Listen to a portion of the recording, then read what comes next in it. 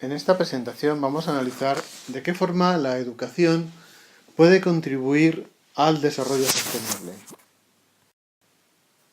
El desarrollo requiere inversiones, pero la inversión en educación, en el desarrollo de las personas, es sin duda la inversión más productiva para promover el desarrollo. El desarrollo de las personas es el resultado, por un lado, de la adquisición de habilidades y competencias como proceso acumulativo. Y por otro lado, hay que tener en cuenta que las capacidades de cada persona en una fase determinada de su vida son el resultado de decisiones y acciones emprendidas en fases anteriores. Existe, por tanto, un ciclo formativo.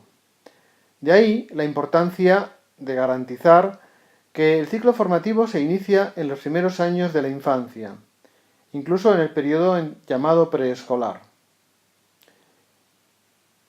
Y que, dado que existe ese ciclo, sea muy importante garantizar que al menos se mantiene hasta cubrir la enseñanza secundaria.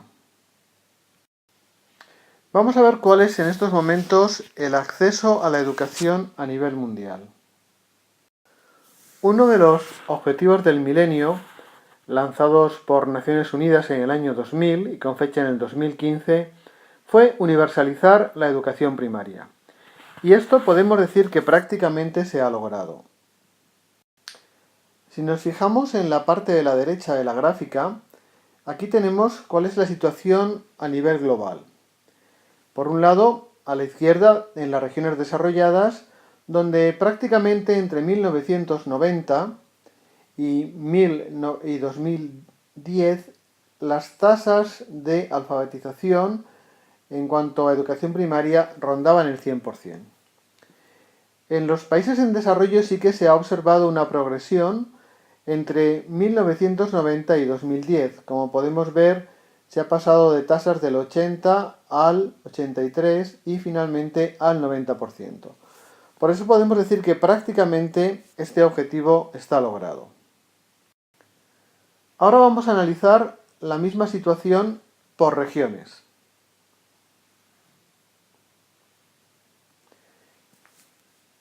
En esta parte del gráfico podemos observar cómo en amplias zonas del mundo como Asia Oriental, África Septentrional, Asia Sudoriental, América Latina y el Caribe, el Cáucaso y Asia Central, prácticamente en estos momentos estamos rondando el 90% en cuanto a las tasas de alfabetización en el nivel de primaria. Queda todavía mucho que hacer en el continente africano, donde, como vemos, si bien se ha pasado de 53% en 1990 a 60% en el 2000 y se ha dado un gran salto entre el 2000 y el 2010, nos encontramos todavía en el 77%. Es decir, aquí en África es donde probablemente los objetivos del milenio en lo que se refiere a la educación primaria han tenido una mayor repercusión. También se ha logrado avanzar mucho en lo que se refiere al acceso de las niñas a la educación primaria. Como podemos ver, el punto naranja indica el porcentaje de niñas que están accediendo a la educación primaria. Y como vemos, el porcentaje en el 2011, este punto naranja, en muchas partes del mundo coincide con el de la población masculina. Y en otras partes vemos que realmente están bastante próximos. Sin embargo, cuando analizamos cuál ha sido la situación entre 1990 y 2011, es decir, si nos fijamos en la distancia que hay entre el punto o el círculo naranja y el círculo naranja relleno, es decir, en el 1990 vemos que es un círculo blanco y en el 2011 es un círculo naranja. Bien, pues como digo, la diferencia entre estos dos círculos, entre 1990 y 2011, es muy significativa, sobre todo en algunas regiones como Asia Meridional, Oceanía incluso, África Septentrional y Asia Occidental. En definitiva, podemos decir que la educación primaria prácticamente se ha generalizado y estamos muy cerca de lograr la igualdad de géneros en lo que a esto se refiere. Las investigaciones que se han llevado a cabo sobre la importancia de iniciar la educación en las primeras etapas de la vida demuestran que es necesario ir avanzando en lo que se llama educación preescolar, ya que tiene una influencia muy importante en las siguientes etapas. Es crucial invertir en estas etapas, ya que es el momento en el que se está produciendo el desarrollo cerebral. Una rama de la economía de la educación, ha analizado cuál es la tasa de retorno de la inversión en capital humano en los diferentes momentos de la vida. Y lo que queda muy claro es que la mayor tasa de retorno se consigue justamente en la educación preescolar. Conforme se va avanzando la inversión en las diferentes etapas de la vida, vamos viendo cómo la tasa de retorno va decayendo. De ahí que valga la pena insistir en la importancia que tiene la educación preescolar y la educación primaria de cara a su contribución a la mejora y al desarrollo. En este mapa podemos ver cuál es la situación en lo que se refiere a la educación secundaria. Lo primero que tenemos que decir es que, como veis, las zonas marcadas en gris indican que hay amplias zonas del mundo para las cuales pues, no tenemos datos del volumen de población que está en la educación secundaria. Y también llama la atención cómo son zonas muy pequeñas, aquellas en las cuales tenemos entre el 90 y el 100% de la población escolarizada en la edad secundaria. Solamente Canadá y la mayor parte de Europa Occidental, pero ni siquiera Estados Unidos tiene esas cifras. El resto de países están por debajo del 80 o del 60%. El 60%, entre el 60 y el 80, serían los países con tonos amarillos, que como vemos que son bastante importantes. Y vemos como en la mayor parte de África ni siquiera el 40% de la población está en los niveles de educación secundaria. Por lo que se refiere a la educación postsecundaria o terciaria, pues como vemos la situación es bastante parecida. Solamente en los países desarrollados, Europa, las antiguas repúblicas soviéticas, Australia, Argentina, algunas partes de América, encontramos las tasas más elevadas de población que está ya en la fase terciaria, en la universidad o estudios similares. Pero hay amplias regiones del mundo en que todavía estamos muy lejos de que sectores significativos de la población vayan más allá en su formación de la educación secundaria. La educación tiene una importancia sustancial en lo que se refiere a la movilidad social y a la igualdad, los avances en la igualdad. Podemos decir que existe un cierto bucle. La mayor desigualdad provoca menos inclusión social y la menor desigualdad provoca una mayor inclusión social. Y en este bucle la educación se hallaría en el centro, ya que puede inclinar la balanza en un sentido o en otro. En este gráfico lo que se analiza es cuál es la correlación entre educación e igualdad y movilidad social. En la parte izquierda del gráfico tenemos representada la correlación existente entre los ingresos de los padres o el nivel de renta de los padres y el nivel de renta de los hijos.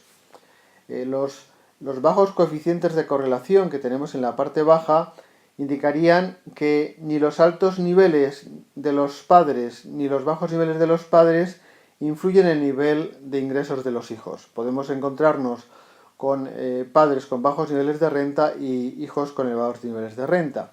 En la parte de arriba lo que nos encontraríamos sería aquellas situaciones en las cuales los hijos de padres ricos tienen altos niveles de renta y los hijos de padres pobres tienen bajos niveles de renta. Y en el eje de abajo lo que tenemos representado es el coeficiente de Gini. Como recordarán, el coeficiente de Gini lo que hace es medir el nivel de igualdad dentro de una sociedad. Cuanto más bajo, mayor igualdad, y cuanto más alto, mayor desigualdad. Lo que vemos es cómo coincide el que en aquellos países en los que hay una mayor igualdad, Finlandia, Noruega, Suecia, donde el acceso a la educación está garantizado por el Estado, vemos que hay una escasa correlación en lo que se refiere a los ingresos de padres e hijos. Es decir, que el que sean padres con bajos ingresos no condiciona el que los hijos puedan tener elevados ingresos. Mientras que en el otro lado de la recta tenemos países con altos índices de desigualdad en el índice de Gini, como pueda ser Estados Unidos o el Reino Unido, y es en estas zonas donde se da una alta correlación entre ingresos de padres e hijos. Es decir, los hijos de personas con pocos ingresos tienen pocos ingresos y los hijos de personas con elevados ingresos tienen también elevados ingresos. En definitiva, aquí vemos cómo la igualdad y las inversiones o el acceso en igualdad de condiciones a la educación superior es un factor que favorece la movilidad social y la igualdad. Vamos a analizar a continuación cuál es la contribución de la educación superior al desarrollo sostenible. Los expertos en crecimiento dicen que existen dos tipos de crecimiento económico.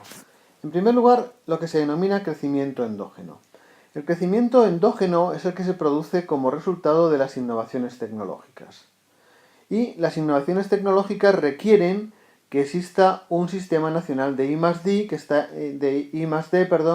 está integrado por universidades, centros públicos de investigación y centros privados de investigación. Solamente cuando un país dispone de un sistema nacional de I+D es cuando puede tener un crecimiento de carácter endógeno basado en la innovación tecnológica. El resto de países tienen sistemas o modelos de crecimiento que se conocen como exógenos, es decir, dependen de las innovaciones de otros países para su desarrollo y crecimiento económico.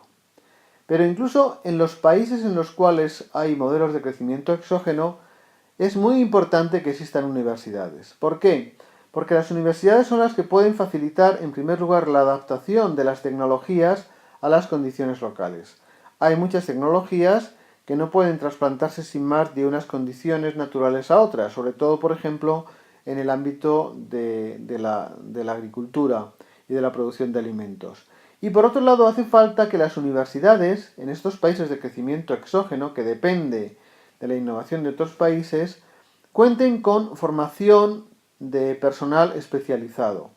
Es decir, hacen falta personas con altas capacidades, con una formación especializada para manejar, por ejemplo, maquinaria y tecnologías importadas de los países más desarrollados. Por tanto en el caso de países con crecimiento endógeno basados en la innovación tecnológica, como en países de crecimiento exógeno, que importan tecnología, el papel de las universidades es crucial. En unos casos para promover la innovación y en otros para hacer que esa innovación pueda ser adaptada al país. En este mapa simplemente es para constatar cómo son los países más desarrollados del mundo los que tienen mayores tasas de inversión en I+D.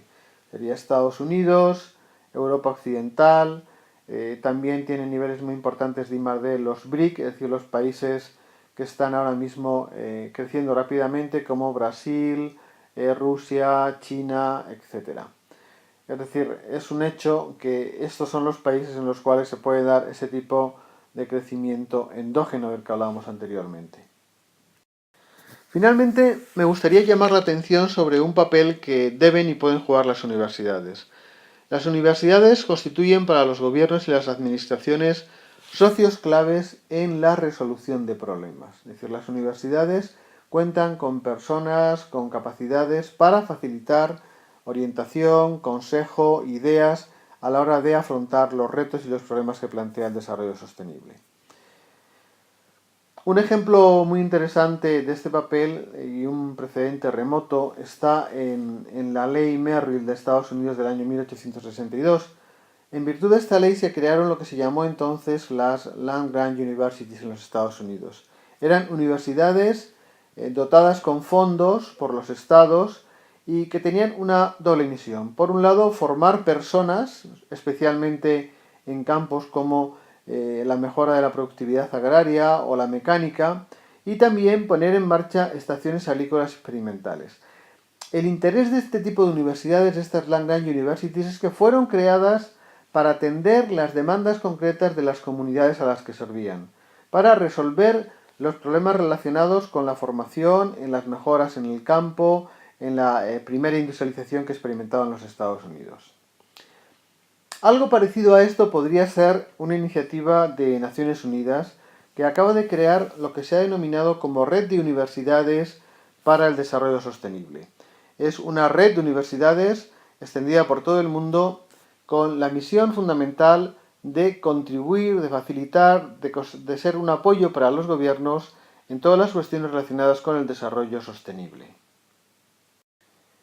Y con esto finalizamos la presentación.